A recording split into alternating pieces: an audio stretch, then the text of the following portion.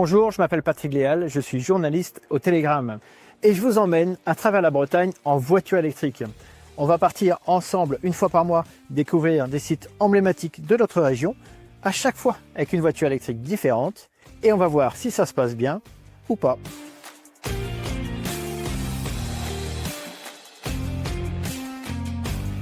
Alors pour lancer la série, nous sommes dans le Morbihan, nous sommes plus précisément à Lorient, à la concession Ford Sika Lorient et nous allons tester la Ford Puma.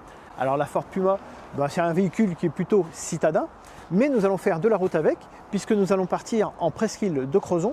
Nous allons aller à Camaret, donc aller-retour il y en a pour un petit peu moins de 300 km. On va faire quasiment 3/4 du trajet sur voie express à 110 km/h. Donc on va voir effectivement comment cette citadine se comporte en voie express. On verra également sur départemental et puis on finira par voir comment elle se comporte en ville qui normalement devrait être son terrain de jeu. Allez, c'est parti. Alors première chose qu'on va faire, on va rentrer la destination dans le planificateur. Alors on y va tout de suite, on va rentrer ici Camaret. Voilà, donc il nous précise qu'on n'a pas de recharge nécessaire puisqu'on va arriver théoriquement avec 51% de batterie à Camaret. À mon avis, on arrivera avec moins de pourcentage de batterie parce qu'il fait vraiment très froid. Je vais mettre du chauffage et il n'y a pas de pompe à chaleur sur ce modèle. Donc ça veut dire que ça va tirer un peu sur la batterie. Donc on va y aller et puis on va voir ce que ça donne.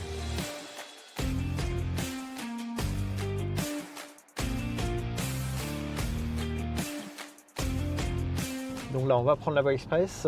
Je suis en mode normal, je ne suis pas en mode sport. Mais on va voir ce que ça donne en mode normal au niveau de l'accélération. Allez, je donne une accélération. Ah, ça part très bien. Voilà, j'ai mis le régulateur. Et c'est parti, on sort dans 102 km. Donc voilà, on va faire 100 km de voie express. Donc j'ai mis le chauffage, volant chauffant, siège chauffant. Donc ça va tirer sur la batterie. Mais on va voir ce que ça donne. Il y a le maintien dans la voie, qui est plutôt pas mal. Ça tient bien dans la voie. Ça ne va pas partir à droite et à gauche. Ça reste bien au milieu. Voilà, alors on vient de sortir la voie express. On a eu des conditions vraiment pas terribles. Résultat, je suis à 56% de batterie. Et il me reste encore le trajet jusqu'à Crozon. Donc par précaution, je vais aller me brancher chez Unity. Il y a une borne ici. Et on va voir comme ça ce que donne la recharge rapide sur cette voiture. Donc a priori c'est bon, ça discute avec la voiture.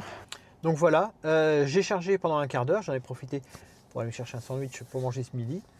Et puis je suis monté à 80%. Donc c'est très bien. On va partir donc maintenant vers Camaret. Allez, c'est parti. Hop.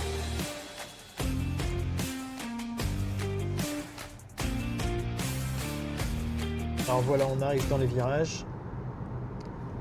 On approche du pont de Térénès. Donc je me suis mis avec le limiteur parce que sinon j'ai tendance même à aller trop vite. Parce que franchement, c'est parfait sur départemental. Elle accroche très bien dans les virages. Pourtant, la route est trempée, il pleut. Elle est vraiment très agréable à conduire.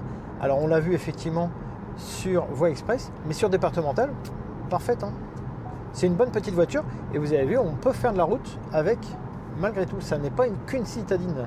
Alors voilà, je viens d'arriver à Camaret et puis on va aller jusqu'à la Tour Vauban. Tour Vauban qui d'ailleurs est classée patrimoine mondial de l'UNESCO. Et on va voir comment elle se comporte en ville. Voilà, je suis dans Camaret à 30 à l'heure. Alors c'est son terrain de jeu, donc forcément c'est très agréable. Elle a un rayon de braquage qui est hyper court. Elle a ce fameux frein moteur. Je me suis mis avec le frein moteur avec le one pedal. One pedal, ça veut dire qu'en fait je n'utilise plus du tout la pédale de frein. Dès que je relâche l'accélérateur, ça freine, ça récupère de l'énergie et puis ça freine la voiture et ça va jusqu'à l'arrêt complet. Donc ce qui fait dire que je n'utilise même plus la pédale de frein. Là je suis en descente, du coup je suis en train de recharger un peu d'électricité et nous arrivons sur Camaret. Donc voilà, en ville vraiment c'est très agréable. Allez, on va voir si on peut approcher de la Tour Vauban. Et puis je vais vous faire le point sur la voiture et sur le trajet près de la Tour Vauban. Donc voilà, on arrive à Camaret et on arrive avec 65% de batterie. Donc ça veut dire que si on ne s'était pas arrêté chargé au fou, on serait arrivé avec 35% de batterie. Donc c'est un petit peu moins que ce que le planificateur nous annonçait, pas beaucoup moins. Mais bon, ça s'explique parce qu'on a eu du vent, il a fait froid. J'étais avec 22 degrés, siège chauffant, volant chauffant sur tout le trajet. On a fait de la voie express, donc c'est vrai que c'est une citadine. Donc sur voie express, effectivement, on consomme plus, comme en thermique. Donc ceci explique qu'on soit arrivé avec 35% de batterie, ce qui est quand même plutôt pas mal. Donc ça veut dire que cet arrêt recharge que j'ai fait à l'aller n'était pas nécessaire. Finalement, on aurait très bien pu venir directement ici à Camaret sans s'arrêter et on aurait fait une recharge que sur le chemin du retour. Allez, je vais sortir si le temps le permet et je vais vous présenter la voiture. Donc au niveau du tableau de bord, eh bien, on a deux écrans. On a un premier écran ici derrière le volant avec les indications classiques, forcément la vitesse, le niveau de batterie et ensuite on a les indications ici par exemple du maintien dans la voie.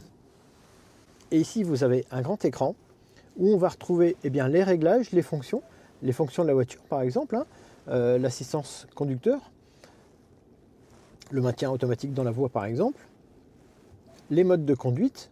Donc là actuellement je suis en normal et j'ai mis la fameuse conduite monopédale qu'on peut enlever si on n'aime pas ça.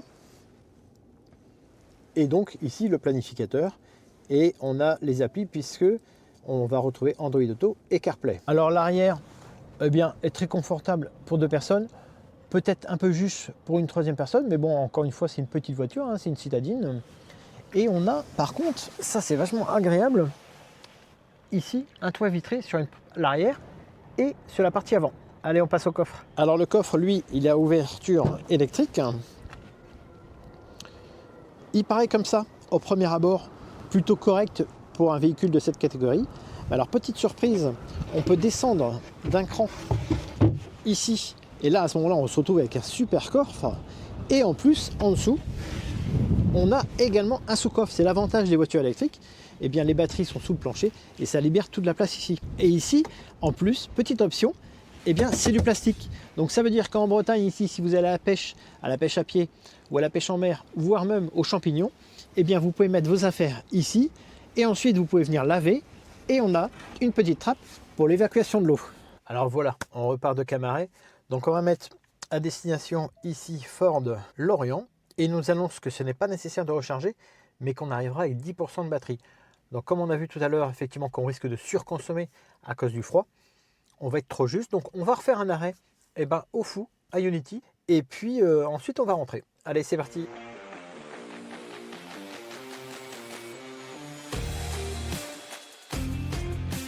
Me voilà de retour à la concession Ford de Lorient et je suis arrivé ici avec 30% de batterie. Alors ça veut dire quoi? Ça veut dire que finalement la recharge que j'ai faite à l'aller, qui était justement de 30%, n'était pas nécessaire. Seule la recharge du retour, alors 15 minutes au lieu des 10 pour pas arriver ici avec 0%, seule celle-là aurait suffi. Donc c'est plutôt bon signe parce que je vous rappelle que cette Ford Puma, c'est quand même à l'origine plutôt une citadine qui fait froid, qu'on avait du chauffage tout le long dans la voiture, qu'elle n'a pas de pompe à chaleur. Donc le froid, on sait bien que c'est l'ennemi un peu des voitures électriques. Avec cette voiture, on a réussi à faire des longues distances en roulant beaucoup sur voie express. Moi, j'ai beaucoup apprécié le trajet sur voie express puisque j'avais un maintien dans la voie et un régulateur de vitesse extrêmement agréable. Je n'ai d'ailleurs jamais eu de freinage fantôme. Donc j'ai beaucoup apprécié cette voiture en ville, mais aussi sur voie express. Ça montre effectivement qu'on peut aller faire de la route avec des petites citadines comme ça. Voilà, moi je vous donne rendez-vous le mois prochain pour partir avec une nouvelle voiture électrique à travers la Bretagne.